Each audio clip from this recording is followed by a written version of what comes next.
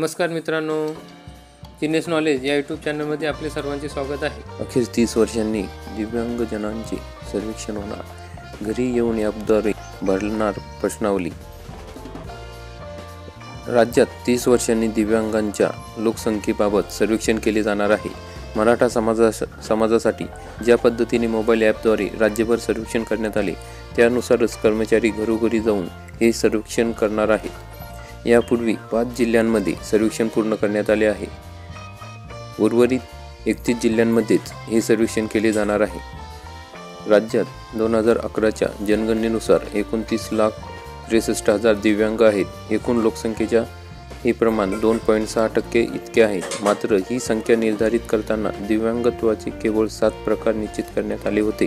राज्यात 2016 मध्ये दिव्यांग व्यक्ती हक्क कायदा संमत करण्यात आला, त्यानुसार दिव्यांगत्वाचे प्रकार 21 करण्यात आले आहे। या कायद्यानुसार दर 5 वर्षांनी सर्वेक्षण करण्याची तरतूद आहे। मात्र असे सर्वेक्षण अद्याप झालेले नाही। सर्वेक्षणासाठी राज्य सरकारने जिल्हास्तरीय समितीची स्थापना केली आहे। त्यात जिल्ह्यासाठी जिल्हाधिकारी अध्यक्ष, तर महापालिका स्तरावर महापालिकेचे आयुक्त अध्यक्ष म्हणून काम करतील। यासाठी प्रत्येक जिल्ह्याला 1 कोटी रुपयांचा निधी उपलब्ध करून देण्यात आला आहे।